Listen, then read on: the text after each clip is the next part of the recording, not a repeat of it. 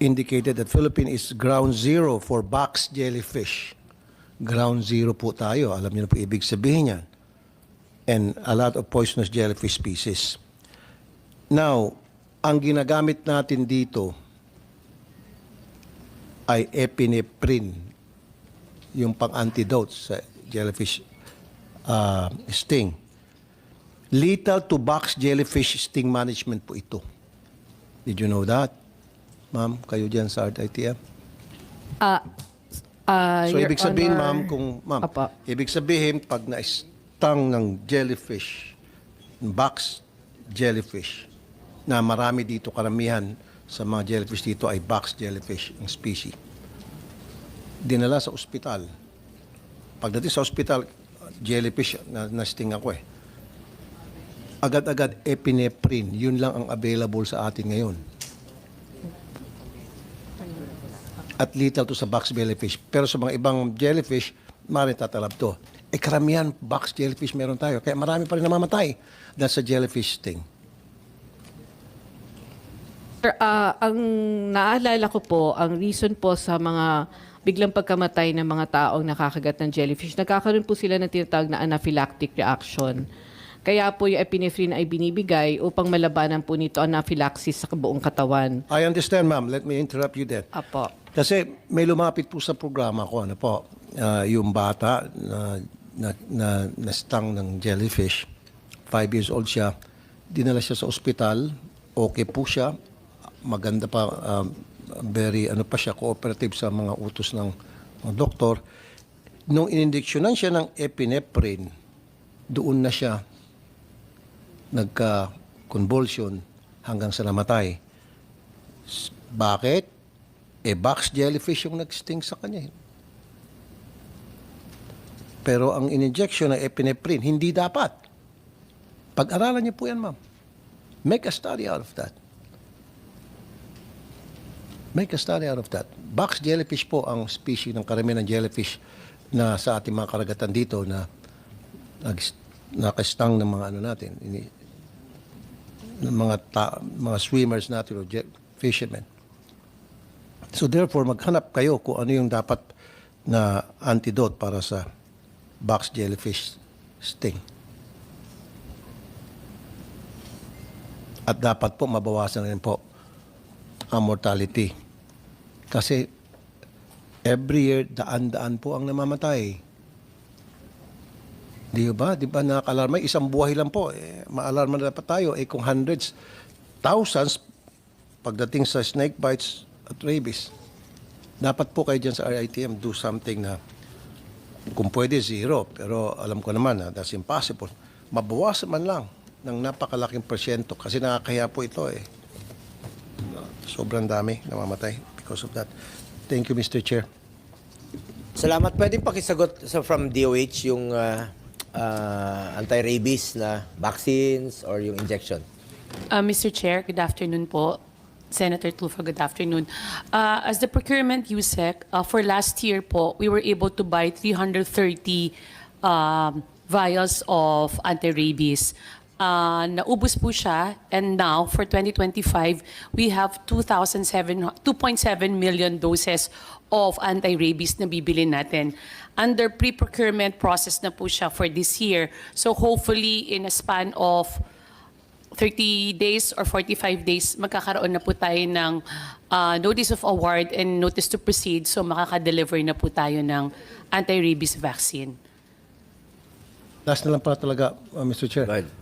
Dito sa PhilHealth, yung sa free dental care,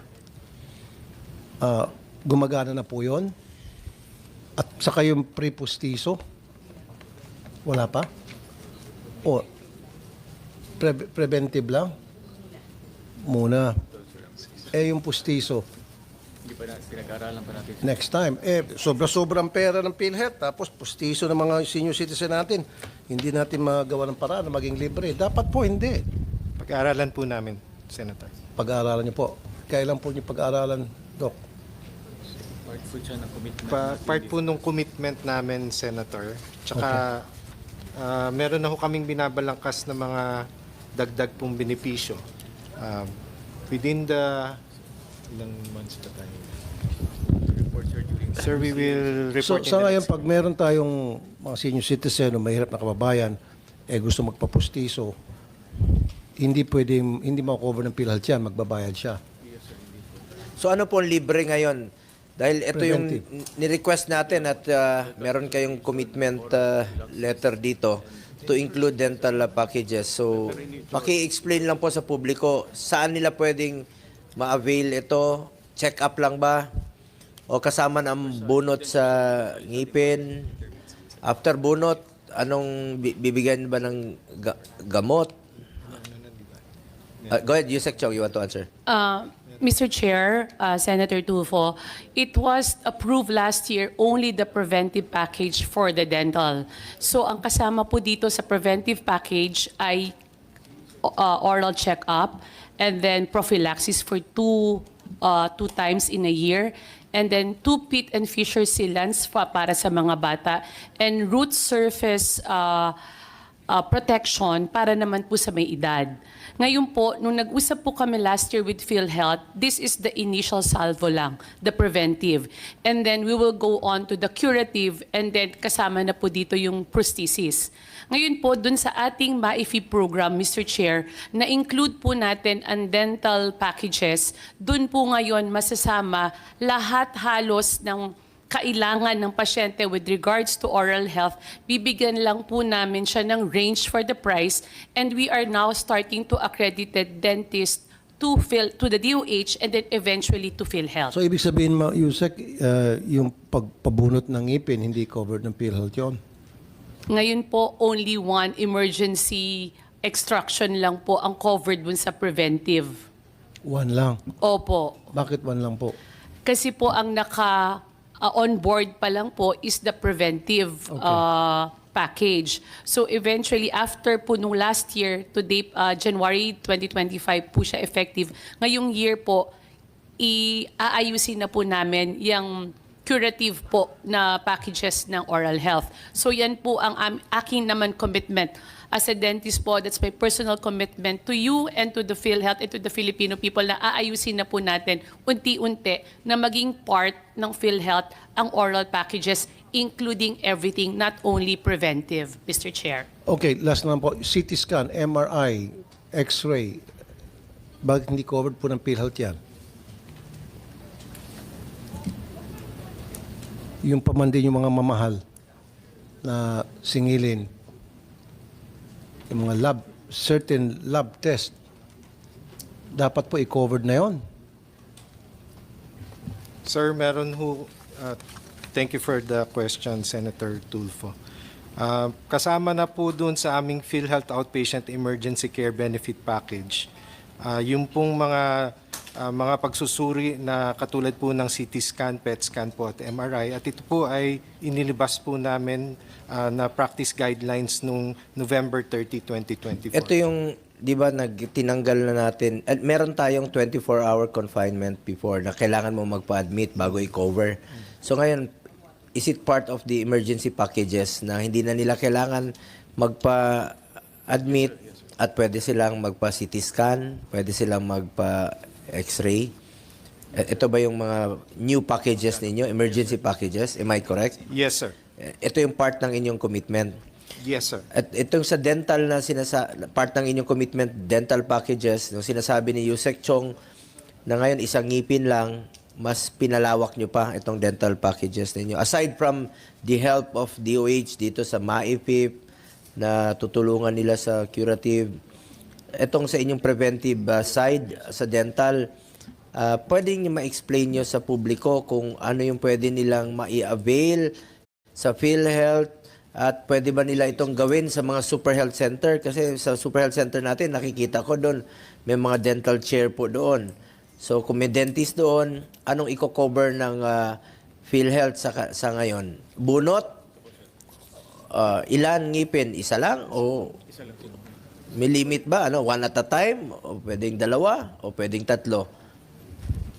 Sir, gaya po ng sinabi ni Yusek Chong, preventive or ano lang po muna parang yung pangunang lunas. So talaga pong limited muna, bunot, pasta, cleaning, fluoride treatment o yung topping. Piti mo, bunot, pasta, Cleaning. clean. Walang Pasta pasta? hindi raw eh. Wala pa. So, hindi pa kasama sa PhilHealth ang pasta. Huwag ka magdagdag kung wala sa listahan, Doc. So, bunot, Sabi niya, wala rang pasta eh. Mr. Chair, if I can say it, prophylaxis, so yung cleaning po yun, twice a year. And then po sa mga bata, yung pit and fissure sealant, yung mga permanent na bagang, nilalagyan po siya ng protection para hindi po siya masira. And then, pag may edad naman, nilalagyan ng root surface protection. Yung pong, ito po yung ipin, ito yung gilagid, yung portion na nangingilo. Kasi habang nagkakaedad po, naa-abrade po yon. So, yun po ang kasama muna na dalawang ngipin ang pwede. Pero hindi pasta po yun. Hindi po pasta. O, dapat yung pasta ilibre na po, Doc. yun ang check nyo rin po, yung pasta. Yung iba kasi, habang pwede pang pwede pang pakinabangan. Yung iba, tatanggalin na lang. Hindi libre yung pasta. Sayang naman yung ngipin. Mas alam ng dentista yan. Mas alam nyo po yan. Pero baka pwede pang isalbar. But anyway, Mr. Chair, tayo nag-suggest noon na ilibre na yung mga test tulad ng MRI, CT scan. Thank you. At libre na pala. Pinapirma natin sila. May commitment Yes. letter sila during budget deliberation. Pati yung sa prophylaxis, libre na rin. Thank you. DOH yung rabies, libre ngayon. Saan pwede? Sa Super Health Center pwede sila? Opo, actually, yung po mga anti-rabies natin ay binababa po natin yan sa mga CHD around the Philippines. So, depende po yan sa request ng CHD. Ang CHD po ang makikipag-coordinate sa provincial health officer ng bawat province and then province to the LGU. So, ganun po ang sistema po ng DOH. Pero hindi po siya talaga sufficient with the budget that we have. So, pero from last year, tumaas na po siya ngayon dahil 2,700 doses na po ang, 2.7 doses na po ang bibili natin for 2025, Mr. Chair. Salamat. So they can avail it sa mga health facilities natin. Baka pwede yung mas spread pa ng mabuti. Kasi yung kahapon may nakausap ako ng mga mayors ng Aklan kasi meron pong League of Municipalities. Yun ang concern nila, yung availability ng vaccines, yung free vaccines. Ang mahal po ng anti-rabies na mga injections na yung iba hindi talaga maka-afford.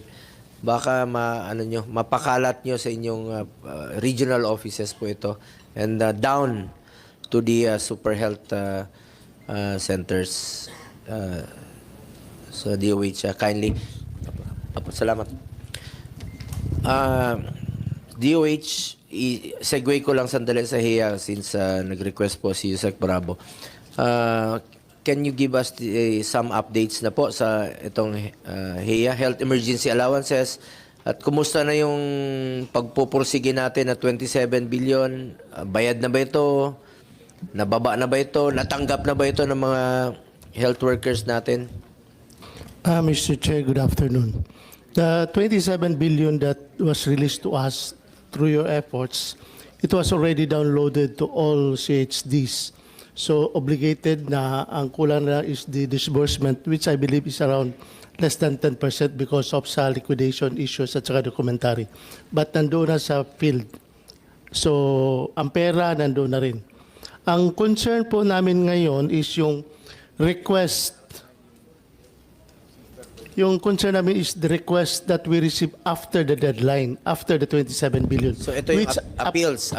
appeals at saka request for reconsideration. As of to date, ang total request na na-receive ng DOH is already 6.7 billion. Tumaas na. Tomas, yung October, we requested sa DBM ng 5 billion. Unfortunately, because of lack of funds, it was denied by DBM.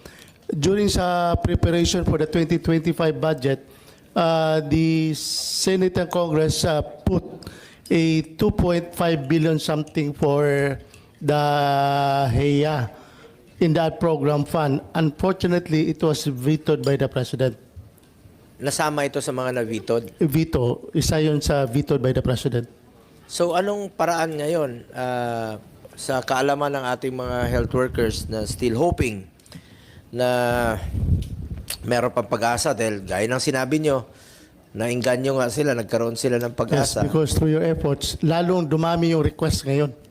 No, nagkaroon pa sila ng pag-asa. So ano yung remedy sa ngayon moving forward? Ang Anong proposal pwedeng na pagkukunan sa inyong savings ng department o doon sa isang program? Ano yan yung gabay? Sagip program. Mr. Chair, what we talk, we have in close coordination with DBM, what we can do on the part sa DOH is that we are now in the process of preparing the 2026 budget. So if it will be included in the priorities of DBM, we can include it in our budget proposal for 2026. Ito yung sa 2026. How about the current year? Meron bang We have- remedyo? Meron bang legal basis na pagkukunan? If ever lang po. If ever na maawa ang DBM at ang DOH sa mga health workers natin.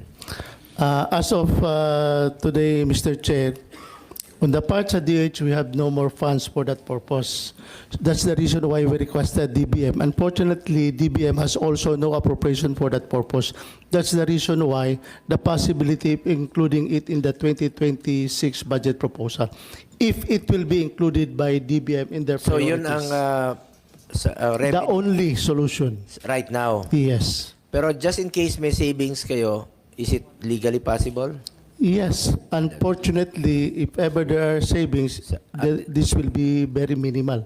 Okay. Because the total budgetary requirement is up to now is 6.7 and we expect that it will still increase. Yung tinatawag nilang sagip, is it possible there? We have, sa DBM po yun, If Mr. Chair. ever sa DBM. So, options lang. Purposes of discussion. Options lang. So, ang option ng DOH, kung may savings, kung walang savings, yung sabi ko nga, sa DBM, sa Sagip, is it possible doon sa program niyo na Sagip? Services rendered naman ito. Para lang mabigyan nyo lang ng konting hope ang ating mga health workers. I'm appealing to you as the chairman sa Committee on Health, though nasa inyo na yung discretion. You're the executive department. Kami naman dito as legislative. Kami lang nag-aproba ng budget. Pero kayo po nakakaalam where to get, where to appropriate, where to spend. So I'm asking now the DBM, ano bang pwedeng gawin? Pwede bang pagkukunan? Since sabi ni Yusek Bravo, yung option of savings, very minimal, kung may sobra. Ngayon, dito sa Sagip, priority nyo ba sa Sagip? And then the last option is to put into the budget proposal for 2026. But matagal pa yon. Matagal pa yon. So, sagutin mo muna yung una. Is it possible sa Sagip? Thank you po, Mr. Chair. At syempre po, as you have mentioned po kanina, we have 13 hearings na po and the DBM naman po as well as the DOH, we are very supportive po. Kaya nga po yung ating 27 billion, as mentioned po by Yusek Bravo, ito po ay na-release na at less than 10% na lang po yung disbursement niya. Regarding po dun, sir, sa atin pong paggamit ng Sagip, yung atin pong 27 billion, yung 25 po nun ay kinuha po natin sa Sagip, sir. For the 22, yung binayaran po natin last year. So, However po, may sir, Sagip yung, pa rin this year? ang Yung the maging program? concern lang po natin, sir, for this year po, for our 2025 GAA po, sir, wala po kasi yung special provision po natin on the payment ng arrears. Yun po yung na-discuss din po natin last meeting. Kaya po, ang initial recommendation po natin, kung meron pong mga excess po, kaya po we encourage nga po yung agency to utilize or modify their available allotment from their existing PAPs.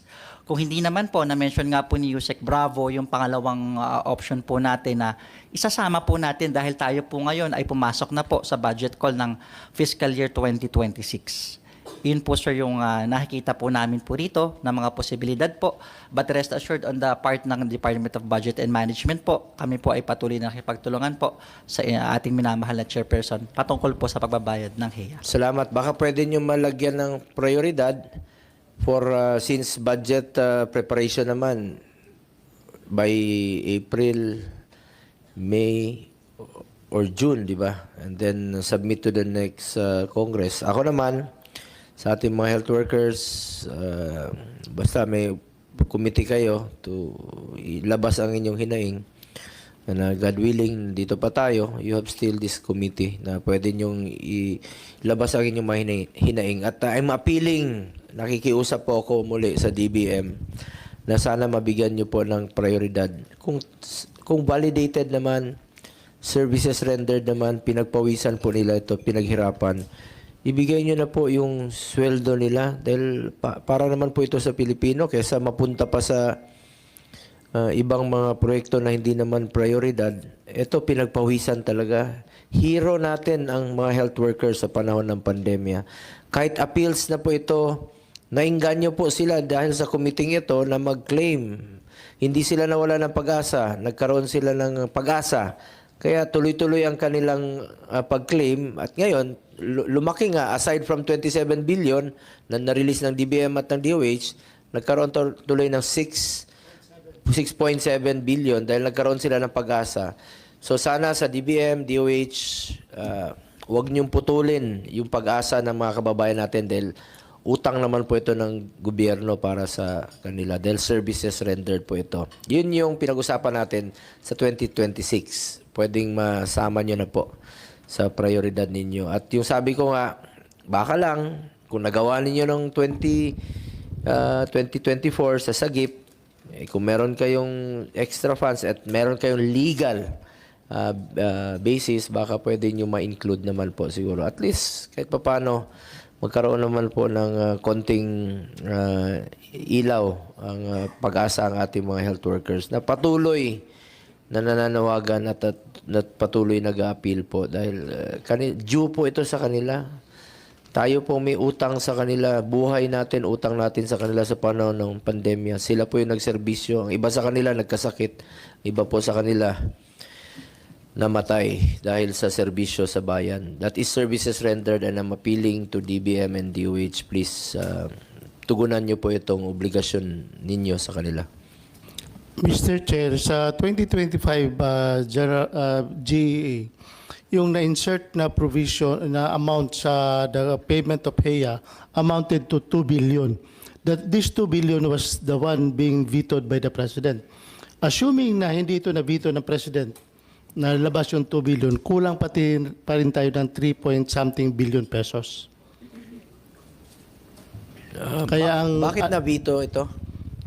I really don't Hindi know. nyo na-recommend? Or? It was recommended. It was recommended. It was included in the proposal. Yes, It was sir. in the program fund. Sayang naman, services rendered ito. That's the Pinagpawisan, pinaghirapan ito ng mga kababayan natin. Mr. Chair, it is for this reason na we have the figures. We can always recommend or propose sa 2026 budget. Now, it's up to the DBM if they include it as one of their priorities for 2026. Kindly po, paki-take note, paki-report nyo naman sa inyong mahal na sekretarya, Yes po, Amina. Mr. Chair.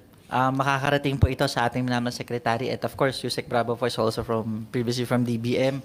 Aabangan po namin yung pong... Kabisado ni Yusek Bravo kung saan kumuha ng pondo. And I'm sure you have the golden heart to consider. Kaya mabilis nga po na nabayaran. Tinugunan po nila ng DOH kagad. Pero ito naman, appeals na po ito. At naintindihan po ni Yusek Bravo na kailangan po ito ng ating mga health workers.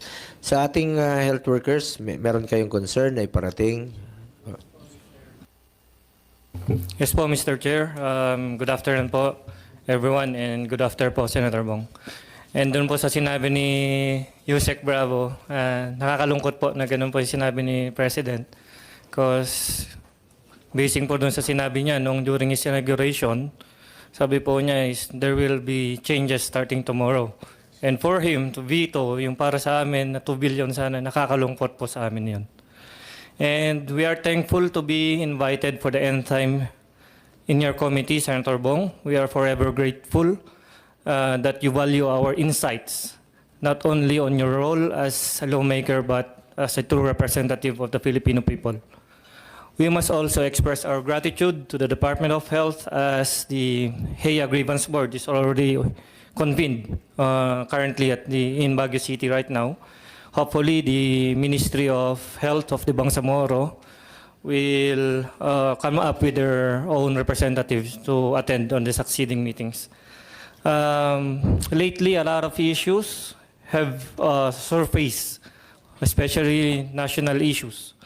As much possible, ayaw po sana naming magkomento sa mga ito. Ngunit ito ay may mga direktang epekto sa aming mga healthcare workers. At nangyari na nga po yung kinakatakutan po namin na hindi nga po pinondohan yung HEA po namin, remaining of it na 6.7 billion.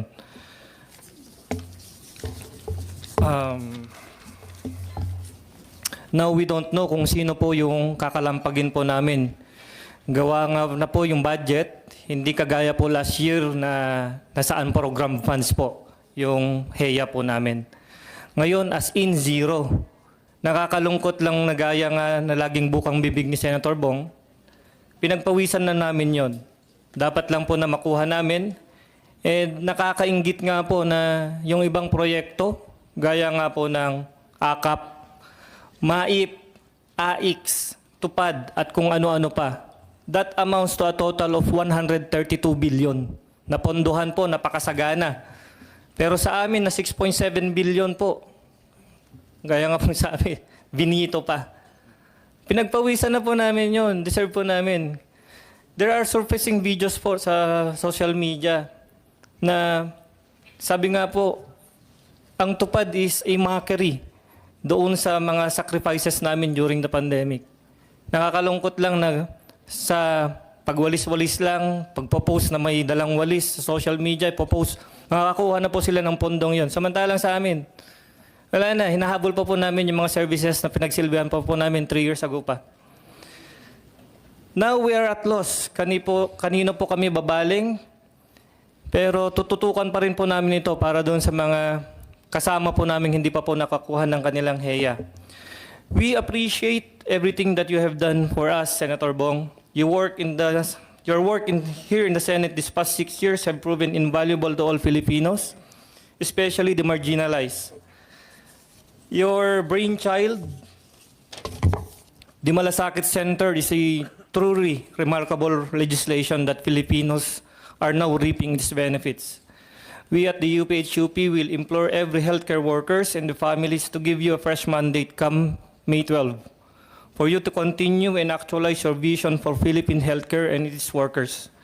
Here's hoping that mapagtuunan din po ninyo ng pansin ang hazard pay naming mga healthcare workers, lalong-lalo na sa private hospitals, as well as the proposed Magna Carta for private hospital workers. Maraming salamat po, Senator. Asahan nyo po, ipaglalaban ko po ang ating mga health workers. Lalong-lalo na po yung mga maliliit na mga kababayan natin, yung mga mahirap. Yun naman po ang isinusulong ko, yung mga programang makakatulong sa mga kababayan natin. More serbisyo po ako. Ilapit natin ang serbisyo ng gobyerno sa ating mga kababayang Pilipino. Huwag ko kayo mawala ng pag-asa gaya ng nakarang taon.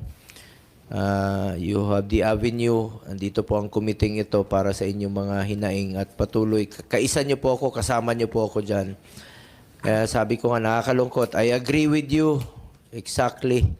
Mas importante po itong HEA ninyo, Health Emergency Allowances. Pinagpaguran nyo ito. Talagang nagtrabaho kayo dito. Hindi, tama ka, hindi kunwaring nagwawalis-walis lang para makatanggap ng sweldo. Talagang pinaghirapan ninyo. Pinagpawisan, pinaghirapan. Ang iba sa inyo namatay. Ang iba nagkasakit. Kaya nga nung panahon ng pandemya, talagang masama ang loob ko. Nagsalita ako dito sa Senado.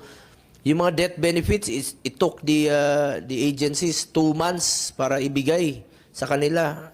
Nagluluksa yung pamilya, tapos ang haba ng proseso para makaklaim lang. Dapat nga, ihatid nga yung cheque sa bahay ninyo. Dahil nagluluksa yung pamilya. Hero kayo ng pandemya. Paglalaban ko po kayo. Speaking of, sabi nyo nga, tungkol dito sa TUPAD, iyon nga gusto rin natin. In fact, I filed institutionalizing TUPAD para maayos talaga yung totoong trabaho, yung mga displaced workers talaga. Kung talagang nagtatrabaho at totoong nagtatrabaho, yung walang-wala talaga, may sa batas ito na pagtrabahuan talaga nila para makinabang talaga yung pinakamahirap nating kababayan. na walang-wala. Importante rito, laman ng tiyan eh. May makain po yung Pilipino. Importante rito, pagkain, trabaho. Anyway, I am one with you. Nandyan, kasama niyo po ako dyan. Ako po'y nagdadalamhati tuwing na, may mga gano'n na hindi nababayaran. Ako napapasalamat na rin po ako, 27 billion last year sa health emergency allowances, finally nabayaran. But sabi nga ni Yusek Bravo, nainganyo sila na yung mga health workers na mag-claim. Ito, kung totoo naman, ibigay nyo na po. Please lang sa DBM, I'm appealing, Director, Evangelista, please iparating mo sa iyong mga boss sa DBM, sa DOH, sa Secretary Bosa. Dito na si Yusek Bravo at Yusek Chong. Alam ninyo yan, yung mga hinaing ng health workers natin. Bigyan lang natin sila ng pag-asa. Magtulungan po tayo. Kung validated naman, please. Validated naman, please lang po. Ako po sobrang pasalamat ko na na-release nyo po yung 27 billion DBM and DOH dahil pinaghirapan po nila yon at hindi titigil to itong mga union, hindi po ito titigil hindi na po to sa kanila, sa mga miyembro po nila ito, na alam naman natin na may mga pamilya rin po. Salamat sa inyo, kasama niyo po ako dyan at hindi po ako titigil. Patuloy ko pong ipupursige yan, maungulit ako, magsasalita po ako rito. Salamat po sa inyo, Yusek Bravo. Okay na po about HEA. Chairman, Opo. pwede pong may i-add lang po ako. Opo. Opo. Salamat po. Roel Pahati po from Makati Medical Center. Tama po si Chairman Senator Bongo, no? Hindi na po ito sa amin. Alam niyo po, kaya po lumobo po yung appeal, no, Yusek? Sa totoo lang po, ito po yung mga taong walang boses. Ito po yung mga empleyado na nasa agency na kung saan napabayaan ng mga head ng agencies nila. Yan po ang karamihan na nasa appeal ngayon. Tulad po ng mga janitors natin, yung mga security guards natin na nakalimutan o napabayaan ng mga may-ari ng agency. Nakita po nila na inaksyonan po ng UPH-UP yan, na-achieve po through that 27 point something billions, and yet nabuhayan po sila. For us, bilang union leaders, no, mas sila po ang nangangailangan. No? Kasi po, alam nyo po, kami po mga frontliner like me, I've been working sa emergency for 24 years. Given na po yun, trabaho namin yun eh. Pero sa back ng trabaho po ng mga health emergency allowance, emergency workers, yung mga janitors po na nagliligpit ng mga pinagamitan po ng mga COVID patient, ang hindi natin nakikita, mga kapatid. Yan po ang mas nangangailangan sapagkat sila po ang nagtatrabaho ng maruruming parte ng mga healthcare workers na pinagamitan na sa hospital. So, we can say that almost 90%, 80% po ng appeal na yan nanggagaling po sa mga walang boses. Dahil ang mga agency workers po na yan, walang unions. So nire-represent po namin sila para matulungan po. Dahil alam nyo naman po ang mga agency workers, yan po yung mga walang seguridad sa trabaho. Na ang kanilang per oras na pinagtatrabahuhan, counted po sa kakainin ng kanilang pamilya. Kaya po sa palaging sinasabi ni Senator Bongo, thankful po kami doon dahil mas ang kailangan tulungan yung mga Pilipinong nangangailangan po. Maraming salamat po. Salamat, Mr. Roel Pahati. So, okay na po tayo sa about HEA. Balikan lang natin itong sa para makaalis na rin po, may mga flights eh. And then yung ating DSWD, may flight rin po yata kayo para maunahin ko na lang po kayo. Buti pa kayo, pasyal kayo ng pasyal.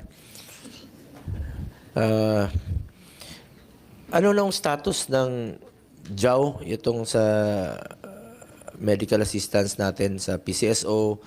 Makatulong to. Ito yung pag na-aprobahan tong JAW, pwede nang tumulong ang DSWD sa medical assistance nila. Mas mabawasan yung problema ng PhilHealth, mas mabawasan ang problema ng DOH, mas mabawasan ang problema ng PCSO kung i-allow po ang DSWD to use your AIX for medical assistance.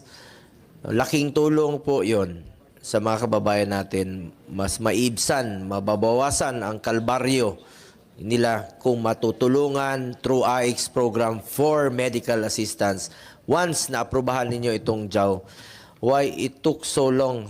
1 year na po. Ilan na kayang pasyente ang hindi naka-avail dahil sa delays nitong JAW? I think, Mr. Chair, if I am not mistaken, isa po sa mga naunang nag-signify ang DSWD doon po na sa inclusion ng medical assistance sa JAW.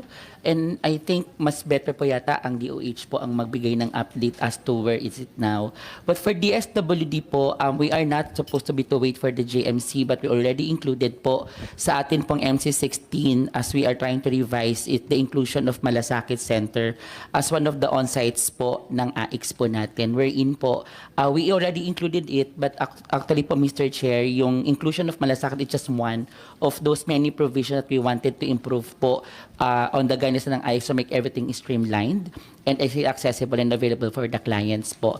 Under review na po ito ng ating pong ESECOM MANCOM para po mai-implement na po natin ang inclusion po ng Malasakit Centers po sa atin pong AIX implementation program po, Mr. Chair.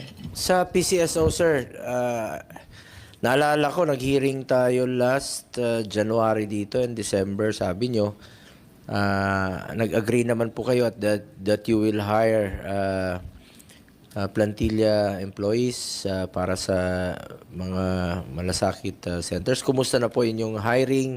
Nakapag-hire na ba kayo?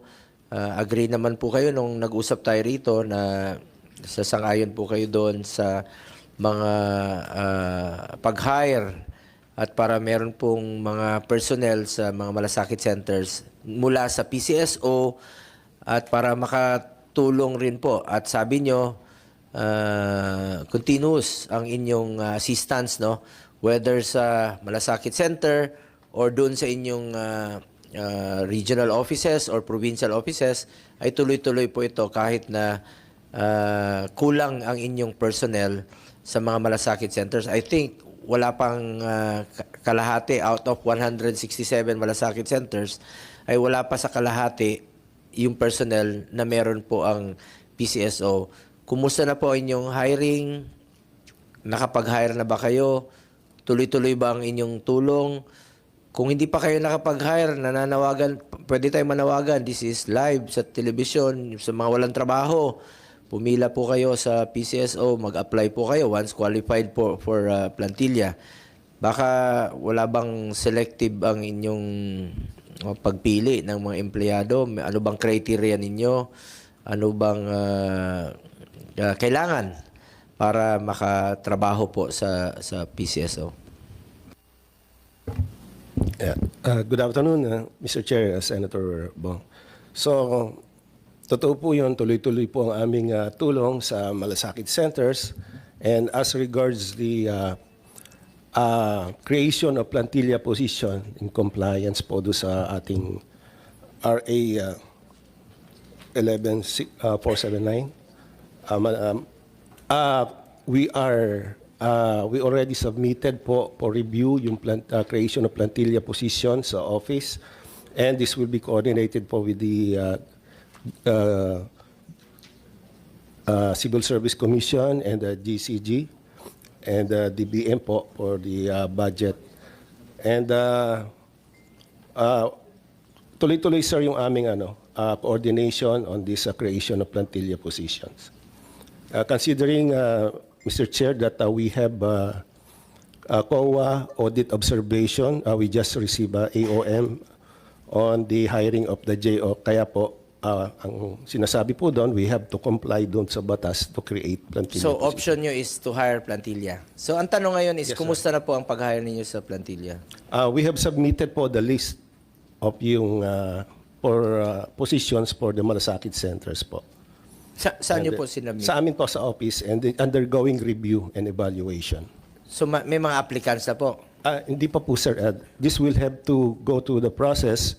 Aprubahan po ito ng GCG and yung hiring ng... Yes sir, yung mga positions considering that will take around 40 to 60 million pesos annual budget po ito to cover. So sa ngayon po, Malasakit since Center. wala pa yung na-hire ninyo na bago, so paano nyo po ilan hong personnel meron kayo sa mga Malasakit Center. At tuloy-tuloy ba itong inyong Tuloy-tuloy po, sir, ang aming assistance? coordination. Yes, sir. Yun naman sinabi mo nung nakaraan. Yes, sir. At during the previous 2 hearings, tuloy-tuloy naman po. Yes, sir. So saan nila i-avail? Mismo sa Malasakit? Meron nakaka-avail pa rin sila sa Malasakit o pupunta sila sa offices ninyo?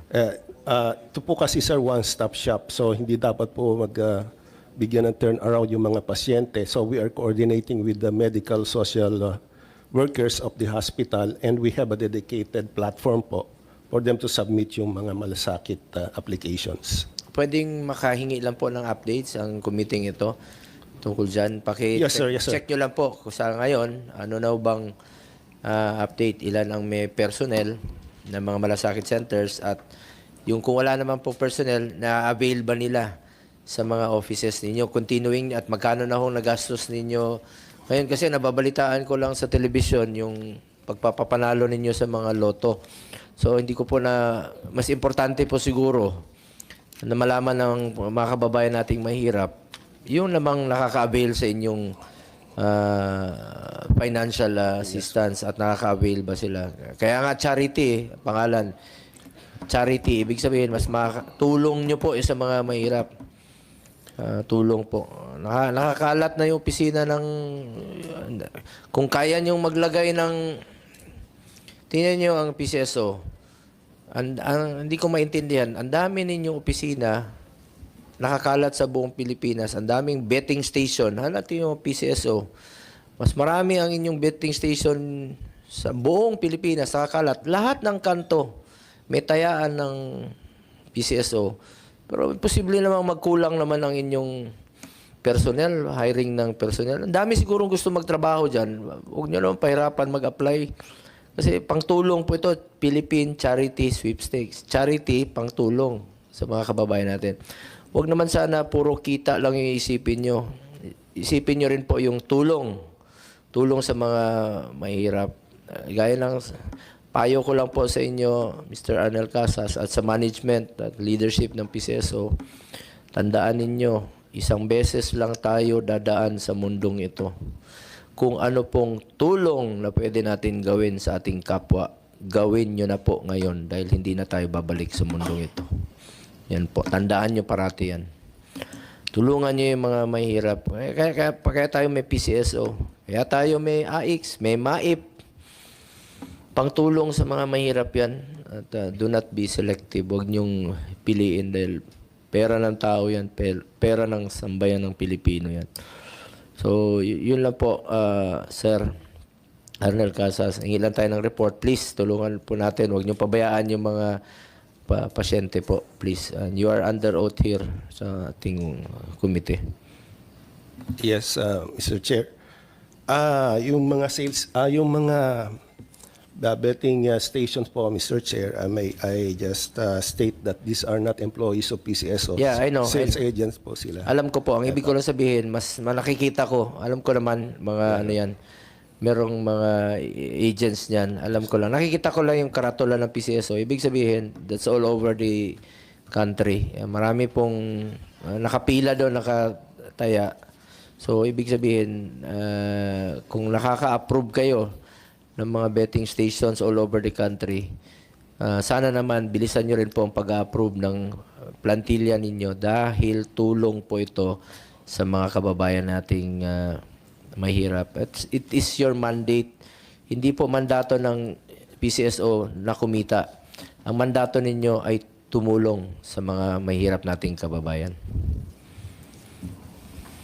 Yes, Mr. Chair, that's correct po. We'll do that po, Mr. Chair. Salamat po, Sir Rampa. Ano lang po, 2023 pa po ito. Today we are 2025. Para mapakinabangan naman po ng mga kababayan nating mahirap. At usapan naman natin yan, monthly tayong mag-hearing dito. Sabi ko, okay lang ako. Basta unahin ko yung pagsiservisyo. Kahit campaign period ngayon, unahin ko ang pagsiservisyo sa Pilipino. Lalong-lalo sa mga mahirap. So, sa update lang po sa ating... may I add, Apo, Mr. Chair? go ahead. Just for the month of December and half of January, we have provided 102,201,500 meron po kaming sudden influx po ng mga malasakit center applications. This year, we just learned that wala yatang budget yung mga aming partner agencies natin. So kami po hindi namin tinatanggihan. Actually, we have added additional 30 million po last end of the year just to accommodate to all pending malasakit application, Mr. Chair. Salamat po. Para naman po sa mga mahirap yan. About sa DSWD, Dr. Director pala, natakpan yung si Edwin. Doktor ka pala talaga? Hindi Comsec? po, social worker po ako by profession. Bakit director dapat yan eh? Nagkamali na sulat. Tingnan mo, doktor talaga nakasulat. Director, di ba? Your position is Director 3. Yes po, So Mr. dapat Chair. DIR yan po, Director Edwin Morata. So may we hear your updates po. As to staff complementation po, Mr. Chair, we are still happy to announce na 165 po out of 166 malasakit centers po may deployment po tayo. Again, yung veterans po is still under construction. That's why hindi pa po sila tumatanggap ng kanilang social worker. As to the accomplishment naman po, we are ready to submit po sa committee po natin the accomplishment po ng DSWD as to last year in terms of the provision of medical assistance and other assistance to the clients who are accessing to malasakit centers po, Mr. Chair. So tuloy-tuloy naman inyong assistance ng medical assistance ninyo? Yes po, sir. Opo. Na kahit dun sa offices na ninyo, regional offices? Actually po, we already informed the social workers to facilitate issuance po of guarantee letters if there's a need doon po sa atin. Mismo? Po, Pwede? yes po, sir.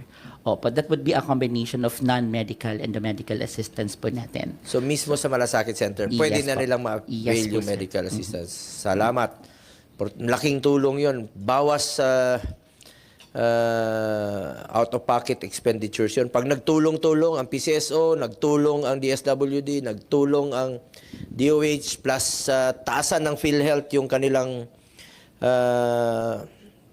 case rates, taasan nila ang kanilang packages, yung counterpart ninyo, laking tulong yun sa mga mahirap nating kababayan. Mas mababawasan ang hirap at kalbaryo ng mga pasyente.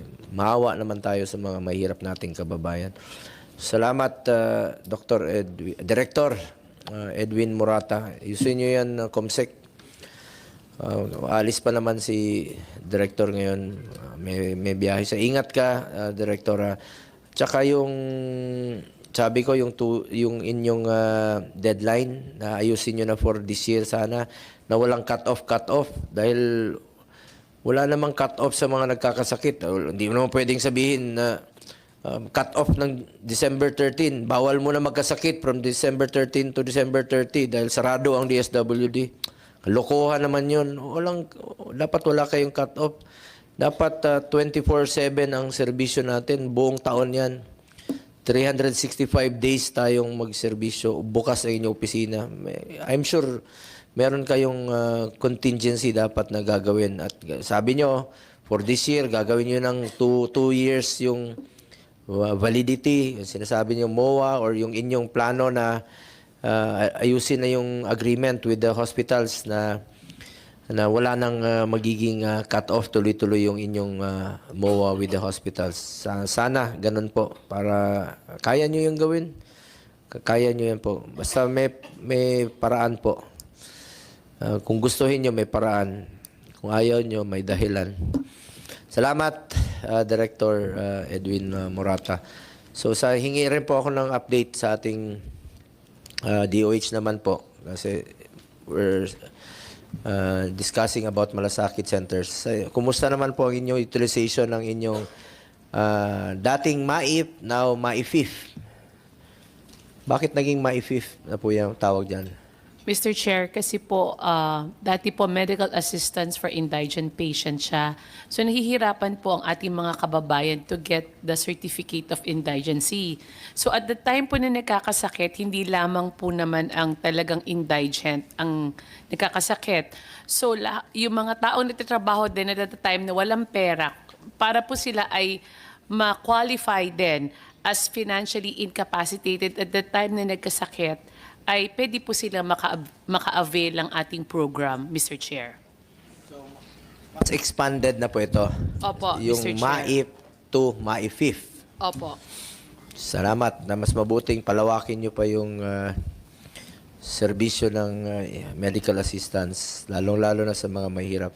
Kumusta na po ang inyong utilization from 2024 to 2025?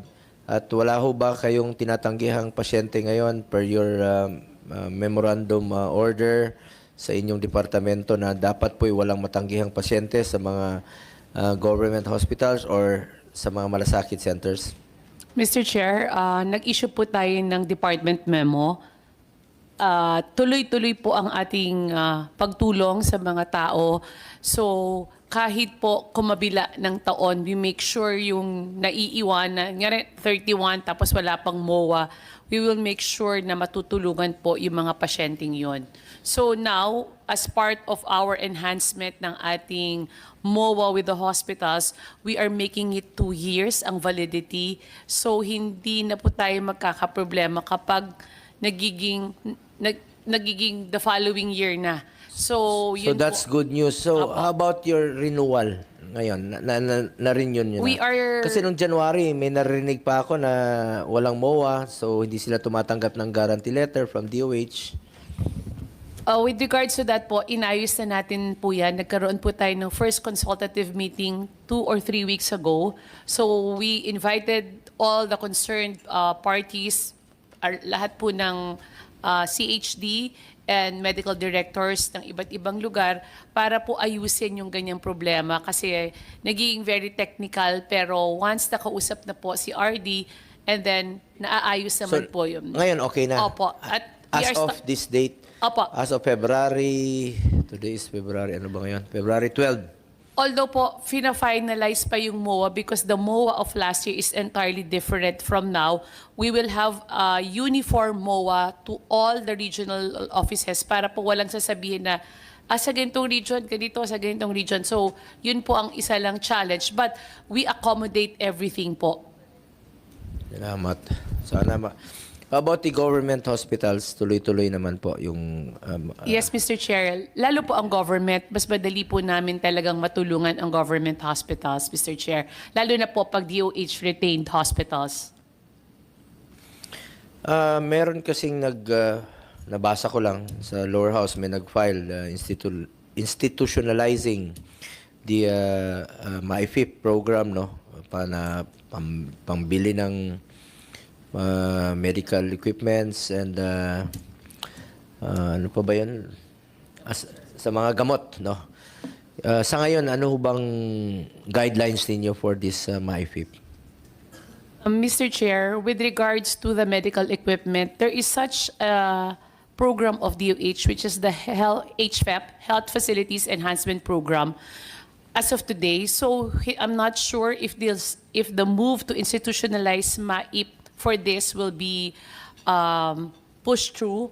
And with regards naman po sa medicine, the DPCB cluster or the Disease Prevention and Control Program have their own programs who buy their own medicines or necessary vaccines for such diseases that they are overseeing.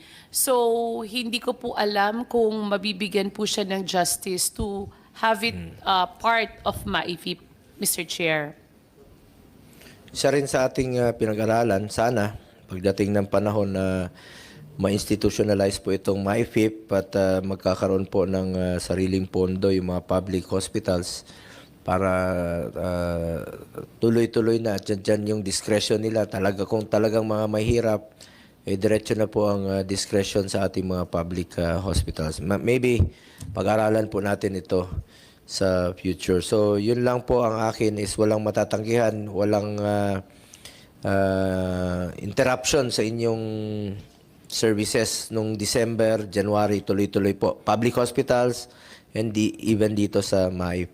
So, meron ho ba kayo report sa consumption ninyo for 2024, Yusek Chong? Naubos nyo ba ang 2024 o since CONAP po ito, carried over for 2025? Mr. Chair, for the 2023 muna po, we are 97% ang utilization. And for 2024, we are... Ilang percent?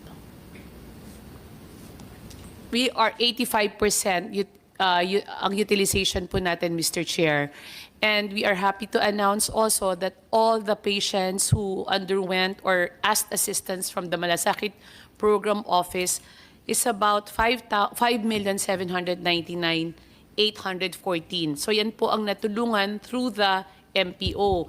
But those... For 2024 lang yan. Opo, for 2024 lang to, Mr. Chair. But So umabot ng 5 million for 2024. 5.8 more or less, Mr. Chair. So mas nadagdagan pa yung figures natin noon na from about 15 million Filipinos na po ang natulungan. Opo, to date po, not to date, as of December 31, we have 17.5 million Filipinos that received help from this program since 2018, Mr. Chair. Since it started. Anyway, happy 7th birthday pala, I think today, ng Malasakit Center. Even before naging batas po ito noong 2019, ang unang Malasakit Center ay sa Vicente Soto in Cebu.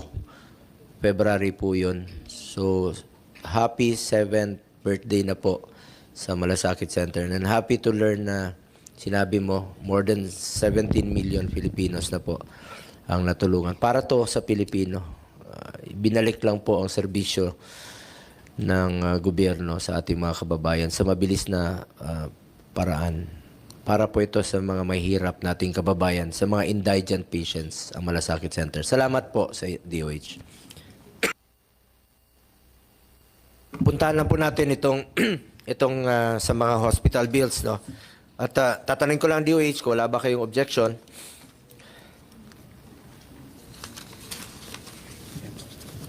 Ang lahat daw siya sasagot si Kong Amatong Magat. Siya na? For 1, 2, and 3. Ito po wala sa DOH na lang. Una nating talakayin ang establishing the San Miguel District Hospital in Zamboanga del Sur. Kayo na raw po ang magbibigay ng inyong opening statement in behalf kay Congresswoman Yu. Thank you, Mr. Chair. May I request na yung explanatory note na lang ang maging speech ni Kong Yu. Okay. Ito sa first bill. And then, what is the position of the DOH and DBM dito? May we hear from the DOH first? Maraming salamat po, Mr. Chair. Sinusuportahan ng Department of Health ang House Bill number 10885 na gustong gumawa ng isang ospital sa San Miguel, Zamboanga del Sur, nakikilalanin bilang San Miguel District Hospital. Ang naturang ospital ay mapupunta sa ilalim ng direct supervision and control of the provincial government of Zamboanga del Sur. Salamat po. Salamat. Meron tong funding no from 2025 HPEP. Next is the establishing the Aurora Medical Center. Kong Amato. Mr. Chair, meron lang palang correction dun sa kay Kong Yu na instead of bagang Zamboanga del Sur 2nd District Hospital. Change of names. Oo, kasi Sige po, we will take note of it sa committee report. This is duly noted. Comsec, take note. And ito na pong House Bill 11162 establishing the Aurora Medical Center. Since wala si Congressman Romel Angara, do you have any statement po? Mr. Chair, may also request that the explanatory note be entered as his introductory speech. Duly noted, Congressman Amatong. What is the position of the DOH for this bill? Salamat po, Mr. Chair. Sinusuportahan ng Department of Health ang House Bill number 11162 na magtatatag ng isang Level 3 hospital na kikilalanin bilang Aurora Medical Center sa Baler, Aurora. Ang ospital na po ito ay mapupunta sa ilalim ng direct supervision and control ng Department of Health. New DOH hospital po ito. So sa inyo po. Sa DBM po, ano pong position niyo rito? Good afternoon, Mr. Chair. Good afternoon, Congressman Amatong and everyone present. For House Bill number 11162 and House Bill number 10885, which the DOH already earlier expressed their support for, we generally defer to their position, Mr. Chair. Considering their mandate, the DOH has the technical expertise to determine if the subject bills are consistent with the policy, standards, guidelines, and criteria of the department to ensure harmony in the operations between existing and future hospitals. As to the funding provision of the two bills, Mr. Chair, we find that the language generally conforms with the identified framework of control and supervision, where those under the DOH shall be charged against the GAA, while the local government unit under local funds. Thank you, Mr. Chair. Salamat, ma'am. Next is establishing the Liloy General Hospital in Zamboanga del Norte. May we now hear the position of our the author of this bill, Congressman Ian Amatong. Thank you very much, Mr. Chair. Gusto ko lang po sanang ipaalam sa lahat na ang distrito ko ay may 56% of our constituents are living under the poverty threshold. So we do not have a hospital serving us right now. Meron po dating hospital ang Zamboanga del Norte sa Liloy at Labason, level 1, naging infirmary na lang ngayon. Tapos there was even a plan na isarado na. So hindi naman natuloy kasi politically hindi yata palatable. Tapos ngayon po, ang mga pasyente natin ay pumupunta pa sa Sibugay pag pumapayag sila, kasi pag maraming pasyente, tinatanggihan din kami. So pumupunta kami minsan sa Zamboanga City, punta kami sa Artilim, sa Dipolog, sa Dapitan. Ang lalayo, Dipolog is more than 100 kilometers away. Minsan yung mga pasyente natin nadidisgrasya pa habang papunta roon. So we find it really necessary to have our own hospital in our district. Hence this bill to establish a level 2 hospital in Liloy, Zamboanga del Norte to serve all 12 towns of my district. Sana po ay makahabol tayo. Maraming salamat po. Always naman tayo full support sa ating mga hospitals, lalo na alam ko talagang problema sa baba. Isang hospital bed, 2 pasyente. Paano gagaling yung mga pasyente kung ganun kinatatayo nila? Kaya po nakapag-approve na tayo rito, basta wala lang objection sa DOH at sa DBM, may funding.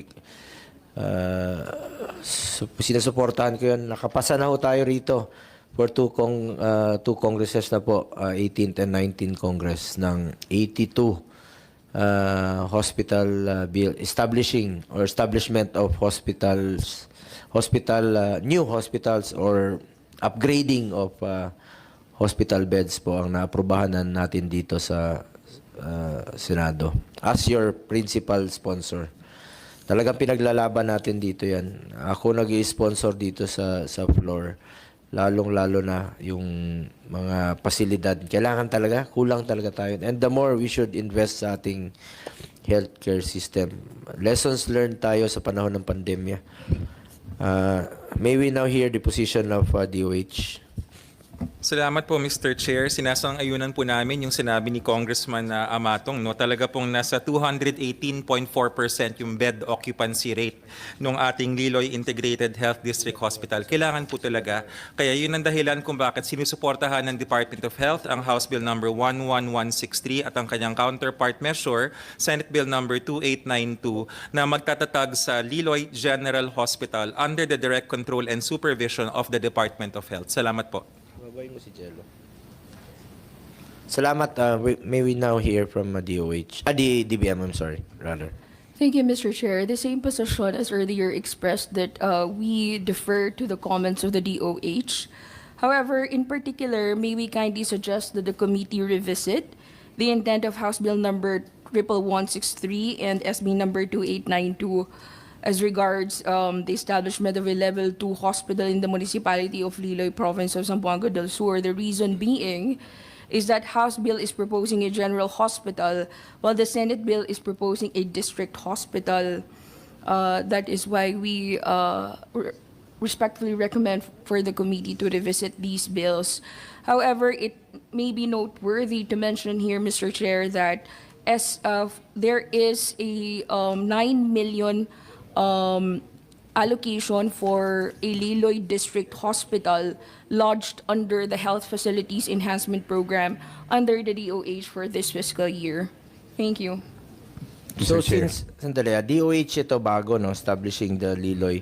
Ang napondohan lang sa 2025 is 9 million. So, saan kukunin ano yung plano po rito?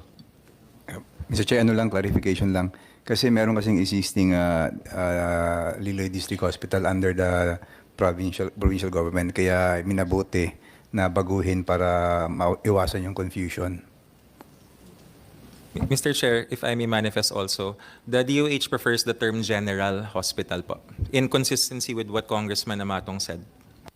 Duly noted, Comsec. Okay, ano po.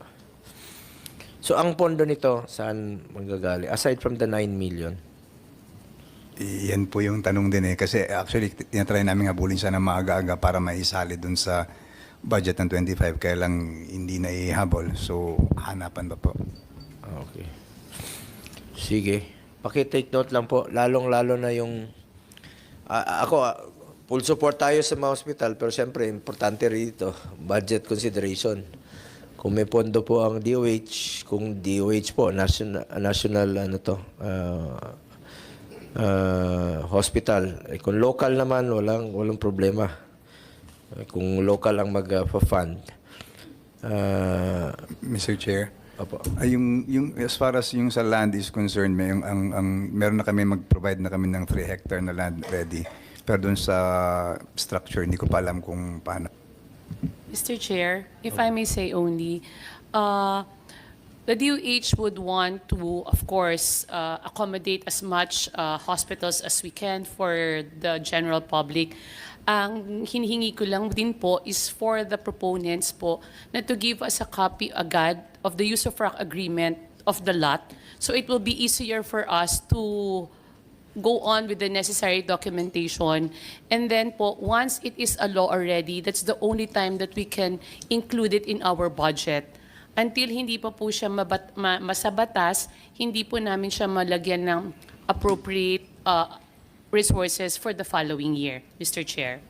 At ayaw nating ayaw nating white elephant itong mga hospital na to na hindi naman kayang tapusin. Sayang naman yung pasilidad kung natutulog. Sana kung magpasa tayo dito ng mga hospital, lalo na yung mga bago, ay may pondo talaga. Iwasan natin na masasayang yung pondo yung taon na yun, tapos aasa tayo sa next year, hindi naman magamit. Ang target natin, please make it operational as early as possible para mapakinabangan. Hindi yung multi-year nga siya, pero kung 5 years naman nakatiwangwang, that's useless. Dapat po yung mapakinabangan to. So, I'm sure my counterpart sa lower house ay gawan nyo rin po ng paraan sa inyo to push for your amendments dyan. Mr. Chair, actually, nung umpisa, tinatry kong makiusap na kaya nga, sabi nga, explanation is, you cannot appropriate funds for something that is not yet established by law. So, pero hanggang ngayon, I'm appealing to everyone na kung meron sanang paraan, kasi ito po 56% of my constituents are living below the poverty line. Ang school buildings namin, shortage namin, more than 800. Tapos, wala kaming matinong hospital. Hindi ba natin bibigyan ng chance ang mga tao kahit papano na, di ba? I mean, pag big ticket projects, ang lalaking cities, meron. Kami, gusto lang namin project, hospital at paaralan. Very basic. Yun, I agree with you and Congressman Amatong, i-push mo rin po sa lower house. Laki rin po ng inyong, as representative, may karapatan kang i-push ito sa inyo. Mas importante ito para sa akin itong mga hospitals. Rather than yung mga ibang proyekto na hindi naman napapakinabangan directly ng ating mga kababayan. So magtulungan po tayo dito. Ako, gusto kong magpasa ng hospital laws, but importante mapakinabangan, huwag maging white elephant. In fact, correction lang po, Congressman Amatong, I have authored 16 laws dito sa Senado. I have principally sponsored 82 laws, including 80 laws for the establishment and upgrade of public hospitals. Ito na po yung mga tinatalakay natin. I have co-authored and co-sponsored 185 laws. Yun lang po. And next, next House Bill, renaming the Abra de Ilog Municipal Hospital in Abra de Ilog Occidental Mindoro to Abra de Ilog Community Hospital. LGU Hospital po ito. What is the position of the DOH?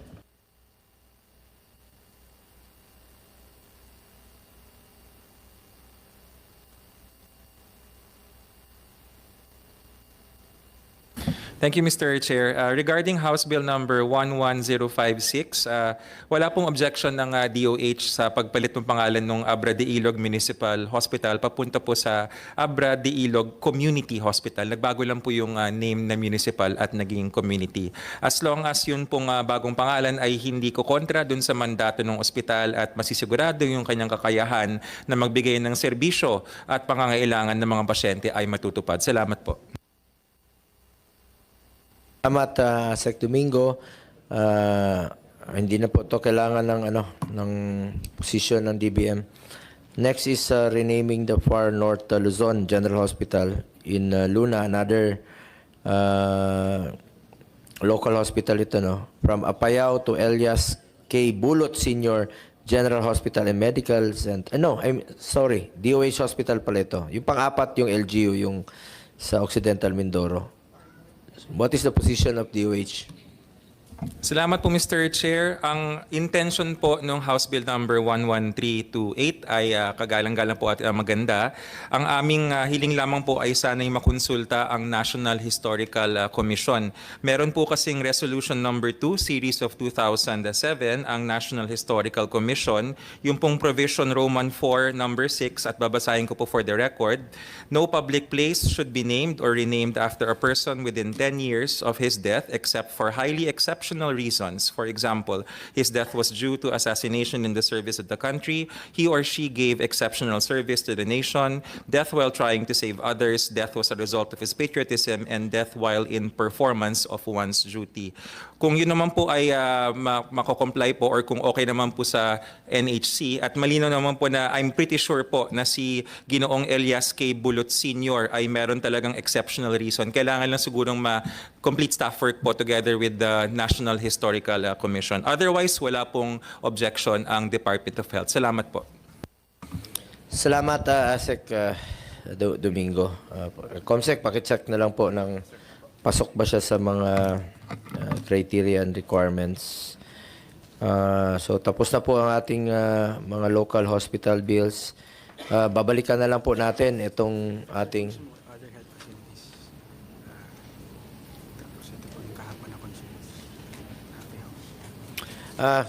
ano lang po sa DOH bago ko puntahan ng ating PhilHealth, no. Concerns lang po ng mga local government. For example, Mercedes Camarines Norte, hindi pa raw po nada-download ang pondo para sa equipment. Aklan Super Health Centers, hindi pa raw po tapos dahil kulang po ang dinownload na pondo ng DOH. For example, Nabas, Numancia, Banga, New Washington, and Balete.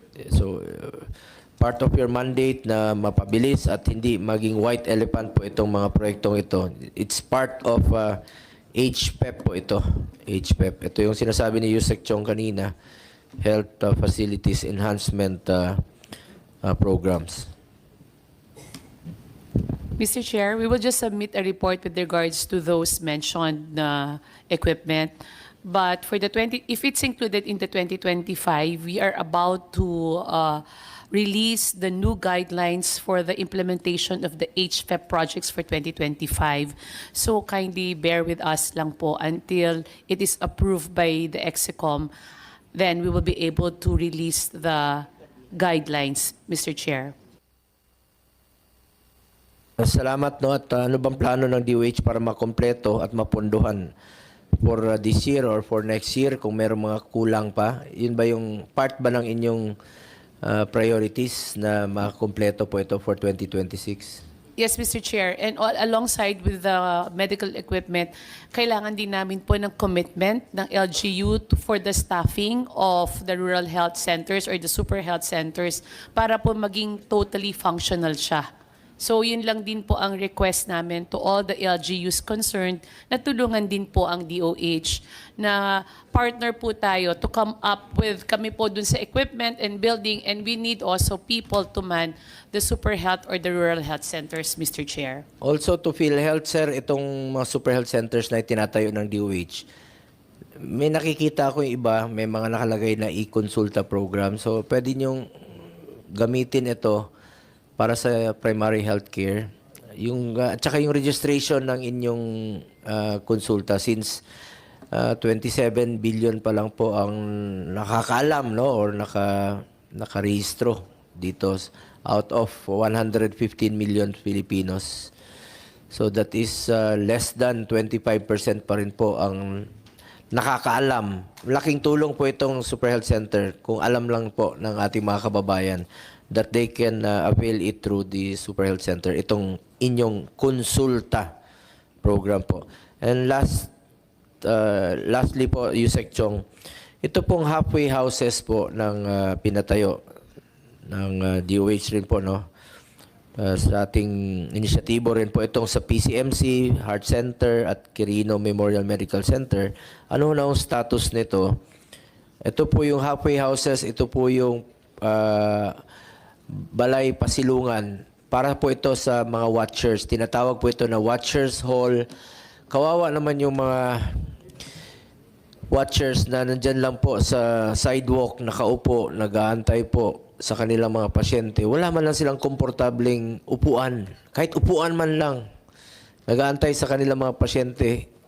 Ngayon, nagpatayo tayo ng halfway house sa Philippine Heart Center, Philippine Children's Medical Center, Quirino Memorial Medical Center, PGH, malapit na matapos, I think sa March po, sir, yung inyong halfway house. Sa Davao, tapos na po. 5-story po yung building nila doon. Katulong ito sa mga watchers while waiting po.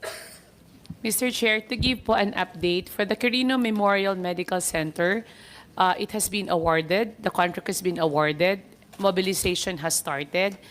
They are ongoing site preparations already, and the target completion is the fourth quarter of this year. However, in the Philippine Children's Medical Center, it is ongoing construction, rebar installation of second floor beams, ground slab, and sewer line pipe layouting already done.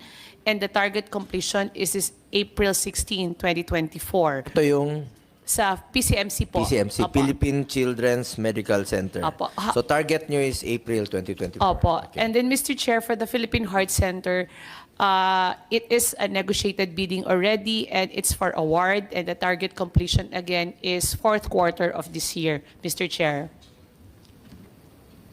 How about the Quirino?